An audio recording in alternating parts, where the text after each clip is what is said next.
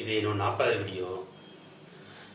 இதில் என்ன பார்க்க போகிறோன்னா, ஒரு பால்காரருக்கு பால் கறக்கும் போதும் அவர் நடந்த ஒரு அமானுஷத்தை பற்றி தான் பார்க்க போகிறோம். அதில் இந்த அமானுஷத்துலேருந்து அவர் தப்பிச்சாரா இல்லைன்னு பார்க்க போகிறோம். அதுக்கு முன்னாடி நீங்கள் புது சப்ஸ்கிரைபராக இருந்தால் சப்ஸ்கிரைப் செஞ்சுட்டு பாருங்கள். சப்ஸ்கிரைப் செய்யாமல் பார்த்து இருக்கிற பழைய வியூவர்ஸாக இருந்தால் சப்ஸ்கிரைப் செஞ்சுட்டு ஆளுங்களை பட்டம் எழுதிங்க. அப்போ நான் ஒவ்வொரு வீடியோ உங்களுக்கு நோட்டிஃபிகேஷன் வரும். சரி, வாங்க வீடியோக்குள்ளே போகலாம்.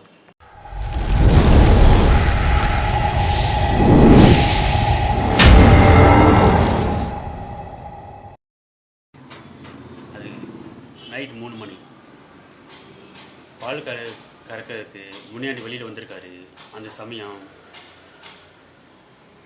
வந்து பால் கறந்துருக்கும் போதும் அவர் வீட்டை சுற்றி வீட்டு பக்கத்தில் சைடில் 2 சைட்லேயும் பின்னாடியும் பல கருவேலம் மலை காலாக இருக்கும். அந்த சமயத்தில் அவர் பால் கறந்துருக்கும் போதும்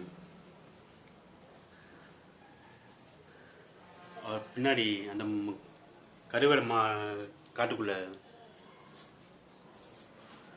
யாரும் குசு குசுன்னு பேசுகிற மாதிரியே இருந்திருக்கு. அந்த சமயத்தில் சரி யாரோ இருப்பாங்க, அதனால் பேசிகிட்டு இருக்காங்கன்னு நினச்சிட்டு இவனும் பால் கடந்து முடிச்சுட்டு முடியாது. அந்த சமயத்தில் கறந்த பாலை எடுத்துகிட்டு போகும்போதும் அங்கே அவர் பின்னாடி அந்த கருவேலை காட்டுக்குள்ளே யாரோ நிற்கிற மாதிரி தெரியுது. அந்த சமயத்தில் சரி யாரும் நிற்பாங்கன்ட்டு அவரும் எடுத்து உள்ளே போயிட்டார். அந்த சமயத்தில்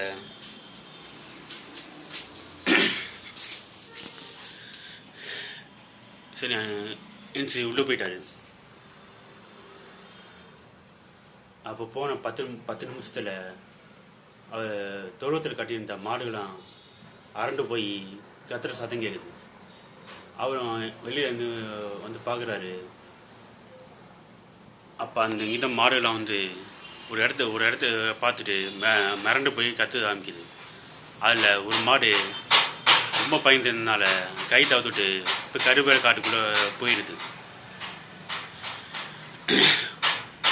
அதே சமயத்தில் அவர் கூட அவர் மனைவியும் வந்திருந்தாங்க. அவர் மனைவி ஏன் இப்படி இந்த மாடு கத்துதுன்ட்டு சுற்றி முற்றியும் பார்க்கும்போதும் வீட்டு சைடில் அந்த உருவம் நின்று இந்த இடத்த பார்க்குறாங்க. அப்போ ஏதோ ஒரு உருவம் அங்கே நிற்கிறதையும் பார்க்குறாங்க. அதை பார்த்து அவங்க அரண்டு போய் நிற்கிறாங்க. அந்த சமயத்தில் முன்னாடி மனைவி திரும்பி பார்த்து சரி நான் மாடு அந்த ஓடின மாடை போய் தேடிட்டு வரேன்னு சொல்லிட்டு கிளம்ப போகிறாரு. அந்த சமயத்தில் முன்னாடி மனைவியை பார்த்து நீ ஏன் ஒரு மாதிரியாக இருக்க அப்படின்ட்டு கேட்குறாரு. உடனே அவங்க மனைவி நீங்கள் இப்போ வெளியே போகாதீங்க, எனக்கு எது தப்பாக படுது, நான் நாளைக்கு காலையில் தொடிக்கலான்ட்டு அவங்க சொல்கிறாங்க. ஆனால் போய் மாடை விட முடியுமான்ட்டு எங்கே போதும் அது காலையில் பார்த்துக்கலாம் வாங்கன்னு உள்ளே கூட்டிகிட்டு போயிடுறாங்க. அடுத்த நாள் காலையில் முனியாண்டி அந்த ஓணும் மாட்டை தேடி கண்டுபிடிச்சி கூட்டி வராரு. ஆனால் அந்த மாடு அந்த வீட்டுக்குள்ளே வர மாட்டேங்குது, தொழுவு பக்கமே வர மாட்டேங்குது. எப்படியோ 2 ஆள் அவரும் இன்னொரு மனைவி பிடிச்சி இழுத்து அந்த தொழுவத்தில் கட்டி போடுறாங்க. ஆனால் அன்றைக்கி நைட்டு தான் 2 நாள் கழித்து அன்றைக்கி நைட்டு நடந்தது அமானுஷ உச்சம். அது ஏன்னா அந்த பாய்ந்து ஓடின மாட்டை இழுத்துட்டு வந்து கட்டி போட்டாங்களே, அந்த மாடு அன்றைக்கி நைட்டு கரெக்டாக 3 மணிக்கு அவர் பால் கறக்க வரும்போதும் செத்து கிடக்கு. அது எப்படின்னா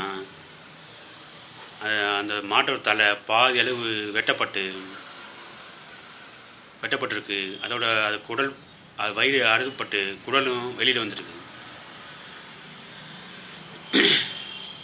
அந்த சமயத்தில் அது நல்லா உத்து போகும்போதும் வெட்டப்பட்ட அந்த தலைப்பகுதியில் ஏதோ ரத்தம் லைட்டாக வளைஞ்சிருக்கு.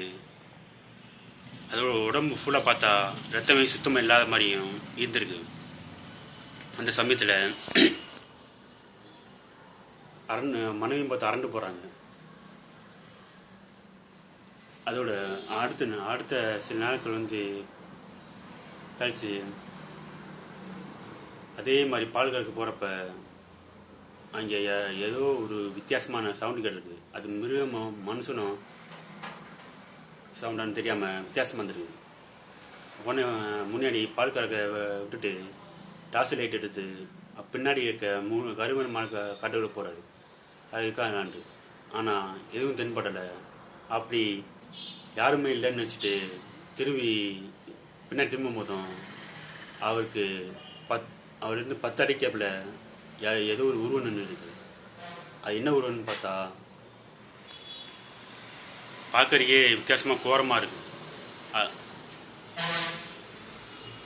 அவர் பக்கத்தில் வரும்போது தான் தெரியுது அது மனைவி எண்ணமே இல்லைன்னு.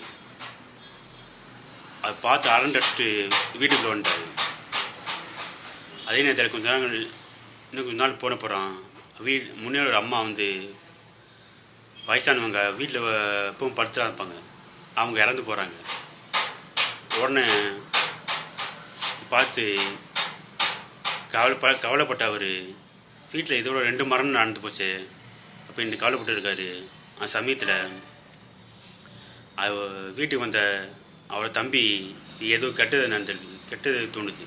அண்ணன் ஏதோ வீட்டில் தப்பாக இருக்குது, நீ எதுக்கும் ஒரு நல்ல கோயிலுக்கு போ, இல்லைன்னா வேறு ஏதாச்சும் மந்திரம் வைப்பார் அப்படின்ட்டு சொல்லி கிளம்புகிறாரு. அந்த சமயத்தில் அதுதான் சரின்ட்டு அவர் குலதெய்வம் கோவிலுக்கு போகிறாரு. குலதெய்வம் கோவிலுக்கு போய் அந்த பூசாரிட்ட அவர் சொல்லும் போதும் அவர் கொஞ்சம் யோசிக்கிறாரு. உடனே அவர் என்ன செய்யாருன்னா சாமி பூஜை செஞ்சுட்டு செய்யும்போதான் அவர் மேலே அந்த சாமி இறங்குது. அந்த சாமி தான் கருவுசாமி. அவர் சொல்கிறாரு, வீட்டுக்குள்ளே 2 ஏவல் இருக்குடா.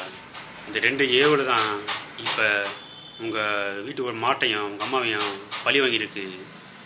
உடனே அதை கேட்டு பயந்து போன அந்த முனியாண்டி இது எப்படியாச்சும் எங்களை காப்பாற்றுங்க அப்படின்ட்டு சொல்கிறாரு. சரி, நான் பார்த்து செய்கிறேன் அப்படின்ட்டு அது பூசாரி இருக்க அந்த கருப்புசாமி அப்படி வீட்டுக்கு வராரு. கையில் சாட்டையும் எடுத்து வந்துருக்காரு. சாட்டையும் அருவாய் எடுத்து வந்துருக்காரு. அன்றைக்கி நைட்டு 8 மணி போல் வந்தவர் பல விஷயம்லாம் செய்கிறாரு. அதோட அந்த 2 தீ சக்தியும் வரைக்கிறாரு. அது என்ன தீ சக்தினா, ஒன்று ரத்த கட்டேரி, இன்னொன்று கருங்குட்டி சாத்தான். அதை வர வச்சு கருப்புசாமி கேட்குறாரு, நீங்கள் ஏன் இங்கே வந்துடுறீங்க, உங்கள் யார் அனுப்பி வச்சா, நீங்கள் ஏன் கஷ்டப்படுத்தீங்க கேட்கும் போதும் அப்போ தான் அதுங்க சொல்லுதுங்க, இது நாங்களாக வரல, இங்கே அனுப்பி வச்சாங்க அப்படின்னு சொல்லும்போது யார் அனுப்பி வச்சா அப்படின்னு கேட்குறாங்க. அதோட யாருன்னா பக்கத்து வீட்டுக்காரர். ஏன்னா பக்கத்து வீட்லேயும் மாடு கல்லுனாலே வச்சுருந்தாங்க. அவங்க தான் அனுப்பியிருக்காங்கன்னு சொல்லும்போதும் அப்போ தான் அந்த முன்னாடிக்கு ஞாபகமே வருது. அது என்னன்னா, பக்கத்தில் இருக்க வீட்டுக்காரர் இவர் வச்சிருந்த நிலத்து மேலேயும் இந்த வீட்டு மேலேயும் கண்டு இருந்திருக்கு. எப்படியாச்சும் படிக்கணும்னு நினச்சிருந்தார். அதே சமயத்தில் அவர் கேட்டும் இவர் கொடுக்காதனால அவர் இந்த ரத்த கட்டையையும் கருங்குட்டி சாத்தானையும் ஏவி விட்டுருக்காரு. அதுவும் இல்லாமல் பல வருஷம் பகையும் இருந்திருக்கு. உடனே கருப்புசாமி சொல்கிறாரு, நீங்கள் இது கிளம்பிடுங்க, இல்லைன்னா நான் உங்களை அழிச்சிருவேன் அப்படின்னு சொல்கிறாரு. ஆனால் போக மாட்டேங்குது. உடனே அவர் சாட்டை எடுத்து சத்தி மூலியமாக அவ கட்டுப்படுத்துகிறாரு. கட்டுப்படுத்த போகிறான், கட்டுப்பட வந்துடுச்சு. அதுக்கப்புறம் அது இந்த 2 தீசத்தை எங்கே அனுப்பணுமோ அங்கே அனுப்பிடுறாரு. அதே சமயத்தில் முனியாண்டி இந்த கருசாமிகிட்ட கேட்கும்போதும், நீங்கள் இப்படி விட்டுட்டீங்களே, அவங்களுக்கு ஏதாவது தன்னை கிடைக்குமா இப்படி தொந்தரவு செஞ்சுருக்காங்கன்னு சொல்லும்போது தான் நீ ஒன்றும் கவலைப்படாத, இன்னும் 3 மாதத்தில் அவங்களுக்கு கிடைக்க வேண்டிய தண்டனை நிச்சயம் கிடைச்சே தீரும், அது வரையும் நீ அமைதியாரு, எதுவும் அவசரப்படாது அப்படின்னு சொல்லிட்டு அவர் மலை ஏறிட்டார்.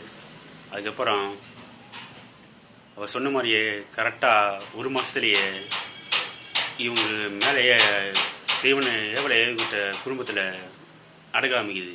அதாவது அந்த வீட்டில் மரணம் ஏற்படுது. முதல்ல அந்த எதிரி வீட்டோட பெரிய தலைக்கட்டு இறந்து போகிறாரு. அதுக்கப்புறம் ஒவ்வொன்றா மரணம் ஏற்படுது. கடைசியில் மொத்த குடும்பம் அழிஞ்சு வம்சமே அத்து போகிறத முன்னாடி நேரடியாக பார்க்குறாரு. அப்போ தான் அவங்களுக்கு தெரியுது கருப்புசாமி சொன்னது உண்மையிலே நடந்துச்சுண்டு. அதுக்கப்புறம் அது முன்னாடிக்கு இந்த கெட்டது நடக்கலை, இன்ன வரையும் இந்த பிரச்சனை இல்லாமல் தான் வாழ்ந்துட்டுருக்காங்க. இது கதை ஓவர். இந்த கதை பிடிச்சிருந்தா லைக் ஷேர் செஞ்சுக்குங்க, சப்ஸ்கிரைப் செஞ்சு லைங்கிற பட்டனை அழுத்துங்க. அப்போ நான் போகிற ஒவ்வொரு வீடியோவும் உங்களுக்கு நோட்டிஃபிகேஷன் வரும்.